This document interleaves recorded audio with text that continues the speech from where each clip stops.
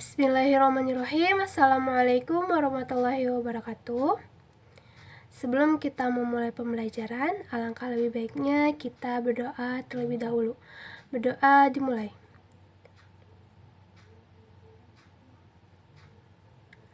Berdoa selesai. Selamat siang anak-anak. Bagaimana kabarnya hari ini? Alhamdulillah ya. Sebelum kita ke materi, Ibu absen terlebih dahulu ya. Siapa yang tidak hadir hari ini? Hadir semua? Alhamdulillah ya, sekarang hadir semua. Baik, sebelum kita belajar, Ibu minta makanan-makanan kalian simpan di tas kalian, minumannya juga. Jadi yang ada di atas meja itu hanya buku, alat tulis, dan Al-Quran saja ya. Baik, terus itu Ibu minta sampah yang ada di kolong mejanya tolong diambilin ya, buang ke tempat sampah. Rapikan ya tempat duduknya. Kali ini siap untuk belajar? Siap? Alhamdulillah. Nah, pada pertemuan kali ini Ibu akan menyampaikan materi tentang sumber hukum Islam. Ibu harap teman-teman di sini bisa memahami materi kali ini dan bisa mengaplikasikannya ke dalam kehidupan sehari-hari. Bisa dimengerti? Baik, langsung saja ya kita ke materi supaya tidak memakan waktu yang banyak.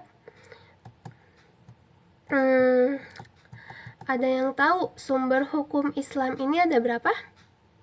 Yang tahu? Iya, Fitri, ada berapa? Ya, betul, ada 3 ya. Yang pertama itu ada Al-Quran, yang kedua hadis, yang ketiga itu ijtihad. Nah, kita akan bahas satu persatu ya. Yang pertama yang akan kita bahas yaitu tentang Al-Quran. Nah, Al-Quran ini tuh merupakan mukjizat yang Allah berikan kepada Nabi Muhammad SAW melalui malaikat Jibril gitu ya. Kita perlu ketahui dulu ya apa arti dari Al-Quran. Nah, Al-Quran ini berasal dari bahasa Arab ya, yaitu qara'a yaqra'u qira'atan Qur'anan, yang berarti bacaan. Nah, secara istilah Al-Quran ini merupakan kalamullah yang diturunkan kepada Nabi Muhammad dalam bahasa Arab yang disampaikan secara mutawatir, ditulis di dalam mushaf yang dimulai dari Quran surat Al-Fatihah dan diakhiri dengan Quran surat An-Nas.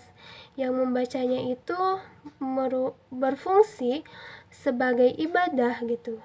Nah, Al-Quran ini tuh sebagai mukjizat ya bagi Nabi Muhammad gitu. Allah menurunkan Al-Quran ke bumi ini sebagai petunjuk hidup kita, nah juga sebagai sumber hukum kita, umat manusia. Selanjutnya ada apa sih kedudukan dari Al-Quran itu sendiri sebagai hukum Islam?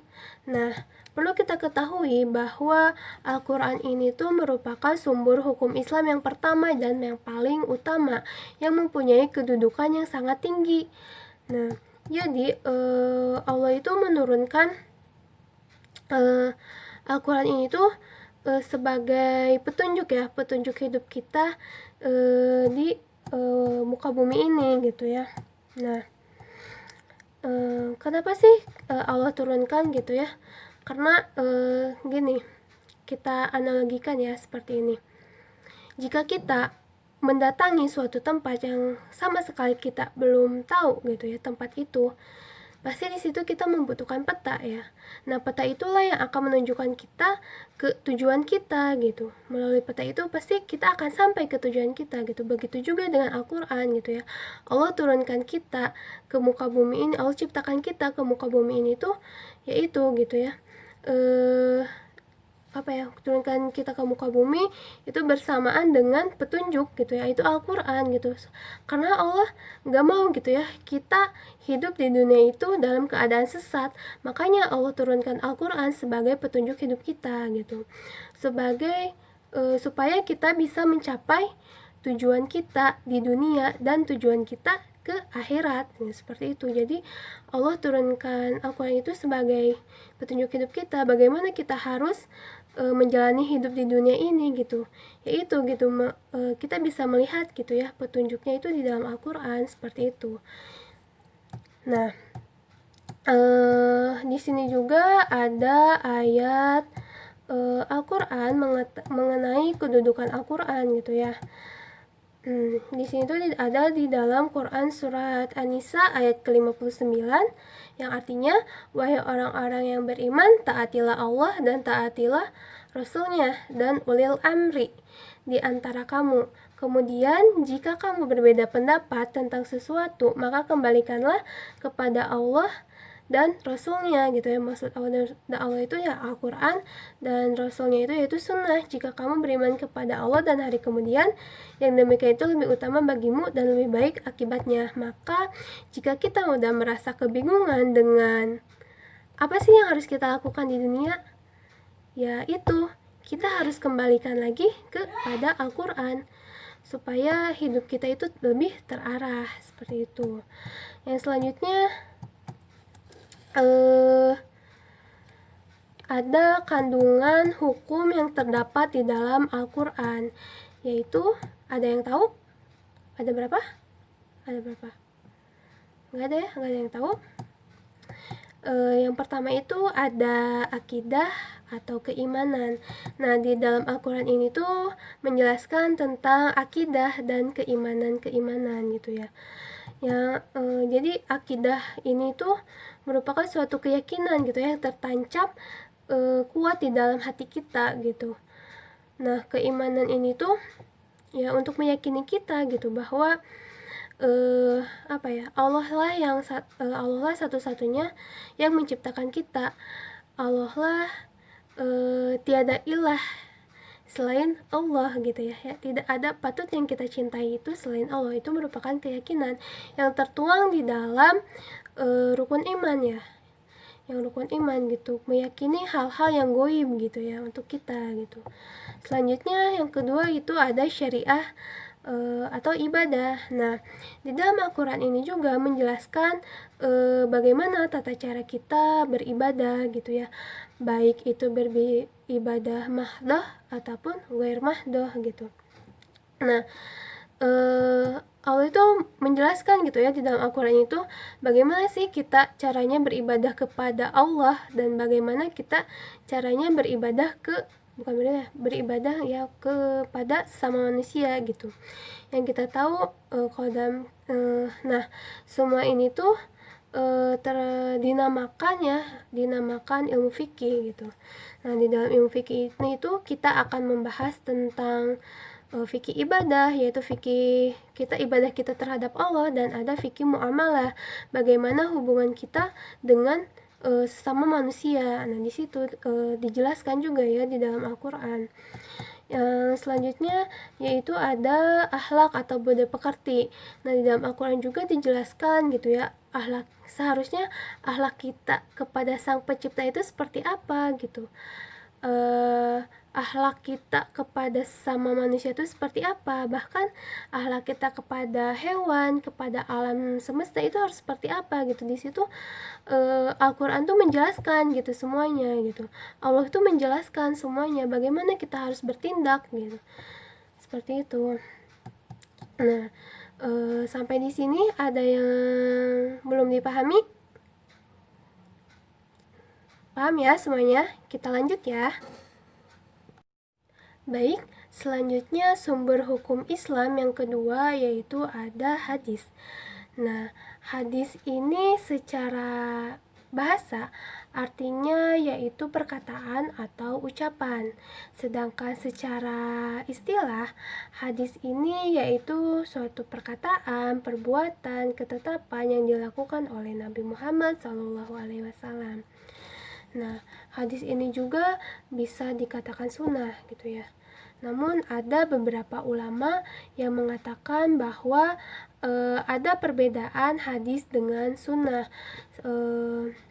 Hadis ini tuh merupakan ucapan ya atau perkataan Rasulullah.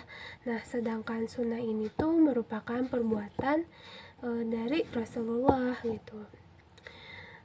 Perlu kita ketahui juga bahwa ada bagian-bagian hadis ya. Nah, terdiri dari ada berapa bagian? Ada yang tahu? Ya, betul. Ada 3 ya. Yang pertama itu ada sanad, matan, dan rawi. Nah, sanad ini sendiri yaitu sekelompok orang atau seseorang yang menyampaikan hadis dari Rasulullah sampai kepada kita sekarang. Yang kedua yaitu ada matan. Matan ini merupakan isi dari hadis tersebut. Dan yang ketiga ada rawi. Rawi ini tuh yang meriwayatkan hadis tersebut. Nah, selanjutnya kita akan berbicara tentang kedudukan hadis atau sunnah sebagai sumber hukum Islam. Nah, yang perlu kita ketahui bahwa hadis ini merupakan sumber hukum Islam yang kedua setelah Al-Quran. Jadi sebuah perkara yang hukumnya tidak terdapat di dalam Al-Quran ternyata dijelaskan di dalam hadis. Di sini langsung ke fungsi ya. Ada yang tahu fungsi hadis terhadap Al-Quran? Ada yang tahu? Ada? Siapa? Ya, salah satunya yaitu menjelaskan ayat-ayat Al-Quran yang masih bersifat umum ya.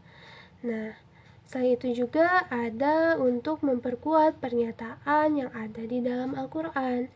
Yang ketiga yaitu menerangkan maksud dari ayat tersebut. Yang keempat yaitu menetapkan tadi ya hukum baru yang sebelumnya tidak terdapat di dalam Al-Quran. Jadi hadis ini tuh menjelaskan yang belum terdapat di dalam Al-Quran. Contohnya seperti kita sholat ya, tata cara sholat. Di dalam Al-Quran itu tidak dijelaskan tata cara sholat itu seperti apa. Kita yang disuruh sholat gitu, tapi tidak dijelaskan sholat itu seperti apa. Nah, makanya di sini ada hadis sunnah perbuatan Nabi gitu. Kita melihat, kita menguswah ke Nabi bagaimana kita sholat gitu. Oh, ternyata sholat ini diawali dengan takbiratul ihram, diakhiri dengan salam. Nah, berarti kita contoh Nabi gitu, seperti itu. Nah, selanjutnya ada sumber hukum Islam yang ketiga yaitu ijtihad. Di sini ijtihad ini yaitu berasal dari bahasa Arab ya. Ijtihada yajtahidu ijtihadan, yang berarti mengerahkan segala kemampuan. Nah, bersungguh-sungguh mencurahkan tenaga gitu ya. Jadi ijtihad ini tuh usaha para ulama mujtahid gitu ya untuk mengerahkan segenap tenaganya, keilmuannya untuk menetapkan suatu hukum gitu ya yang tidak bertentangan dengan Al-Quran maupun hadis. Nah, di sini ada syarat-syarat untuk beristihad ya. Yang pertama yaitu pasti ya harus memiliki pengetahuan yang mendalam tentang agama Islam, baik itu tentang Al-Quran maupun hadisnya itu memang harus benar-benar mendalam gitu ya, karena emang tidak boleh bertentangan dengan Al-Quran dan hadis. Yang kedua itu memiliki pemahaman mendalam tentang bahasa Arab, ilmu tafsir, usul fikih, dan tarikh. Yang ketiga yaitu memahami cara merumuskan hukum atau istinbat. Yang keempat yaitu memiliki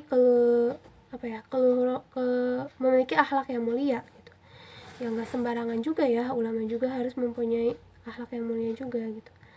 Nah, selanjutnya ada kedudukan ijtihad. Nah, ijtihad ini tuh tadi ya sumber hukum Islam yang ketiga setelah Al-Quran dan hadis. Nah, ijtihad ini tuh dilakukan jika persoalannya itu tidak ditemukan di dalam keduanya. Nah, maka boleh dilakukannya ijtihad. Seperti itu. Nah, di sini ada yang tahu bentuk dari ijtihad? Ada yang tahu? Ya, betul. Ya, Syifa? Oh ya, betul ya Syifa ya. Ijma, kias. Nah, seperti itu. Dan satu lagi ya, ada lagi satu lagi yaitu masalah mursalah. Masalah mursalah, maaf. Nah, ijma ya. Di sini ijma ini merupakan kesepakatan para ulama untuk memutuskan suatu perkara. Contohnya nih, kita sering ya pada 1 Syawal gitu ya. Kita 1 Syawal tuh jatuhnya pada hari apa gitu ya. Kita kan bingung ya. Nah, maksudnya di sini para ulama itu berijtihad untuk menentukan itu. Yang selanjutnya itu ada kias, yaitu mempersamakan atau menganalogikan masalah baru yang tidak terdapat dalam Al-Quran atau hadis dengan yang sudah terdapat hukumnya dalam Al-Quran dan hadis karena kesamaan sifat atau karakternya. Contohnya itu yaitu khomar ya, khomar. Nah, di Al-Quran itu Allah menerangkan khamar dan bangkai itu kan haram ya. Nah, sedangkan kita ngelihat zaman sekarang gitu kayak brandy, whisky, terus narkoba, itu gimana ya hukumnya gitu ya. Sedangkan kan di Al-Quran itu tidak dijelaskan gitu, Al-Quran itu tidak dijelaskan. Maka di sini perlu adanya kias dari para ulama gitu. Nah, untuk menetapkan apa sih hukumnya mengkonsumsi itu, dan ternyata brandy, whisky, dan narkoba itu sama halnya seperti hammer gitu ya, memabukkan setiap orang yang mengkonsumsinya. Maka sudah jelas di sini hammer itu dilarang. Baik. Yang selanjutnya ada masalah mursalah. Nah, di sini tuh menetapkan hukum yang menitik beratkan kepada kemanfaatan suatu perbuatan dan tujuan hak universal terhadap syariat Islam. Nah, misalnya kita meminjam buku nih ya, kita mengadakan misalnya si pemiliknya itu bilang gitu, jaga ya bukunya baik-baik gitu, seperti itu. Tapi malah kita pas ngembaliin bukunya itu rusak gitu. Maka di situ kita wajib untuk menggantinya gitu. Karena gimana ya, kan kita nggak enak ya, kita udah minjem, kita merusak gitu. Sebagai orang yang bertanggung jawab, pasti kita akan menggantikannya gitu. Seperti itu. Di sini ada yang belum dipahami? Apakah ada yang mau ditanyakan? Tidak? Baik. Kalau begitu, Ibu minta kepada kalian semua diskusikan apa yang sudah kalian tangkap hari ini. Materi apa yang udah kalian pahami, diskusikan dengan teman sebangku kalian ya. Dan buat mind mappingnya. Itu buat mind mappingnya sendiri-sendiri ya, tidak berkelompok, sendiri-sendiri. Kalian harus membuat mind mapping sekreatif mungkin, mau itu di warna atau tidak terserah kalian. Yang penting tidak memberatkan kalian. Pokoknya sekreatif mungkin juga ya. Baik, Ibu kasih waktu 5 menit cukup untuk berdiskusi dan membuat mind mapping atau kurang? Baiknya kasih waktu dulu ya, 5 menit ya. Baik, sudah selesai diskusinya dan membuat mind mappingnya. Nah, setelah itu Ibu minta kalian untuk ke depan. Siapa yang mau ke depan menjelaskan apa yang kalian pahami dan apa yang kalian buat gitu di situ. Ayo, siapa yang ke depan, boleh? Iya, boleh. Rizka ke depan ya, boleh. Silakan ke depan. Bagus ya presentasinya. Ada lagi yang mau ke depan? Iya. Azka, boleh ke depan Azka? Boleh, silakan presentasikan. Ya, bagus sekali ya Azka presentasinya. Ada lagi yang mau ke depan? Tidak ada. Baik, karena waktunya sudah habis. Terima kasih ya atas partisipasinya. Yang tadi yang tidak sempat ke depan, boleh mind mappingnya kumpulkan, dan yang tujuh ke depan kumpulkan ya. Untuk penilaian hari ini kita lihat dari mind mapping. Baik anak-anak, sudah kita ketahui bahwa sumber hukum Islam itu ada 3, Al-Quran, hadis, dan ijtihad. Kita harus bisa memutuskan suatu perkara itu kepada ketiga tersebut ya. kita memutuskan membuat pemutusan perkara itu dari Al-Quran. Jika tidak ada Al-Quran, yaitu kita ke hadis. Jika tidak ada, berarti kita ke ijtihad. Nah, mungkin seperti itu ya, anak-anakku. Terima kasih ya atas perhatiannya. Semoga ilmu kali ini bisa bermanfaat untuk kita semua dan bisa kita aplikasikan ke dalam kehidupan kita sehari-hari. Terima kasih. Wassalamualaikum warahmatullahi wabarakatuh.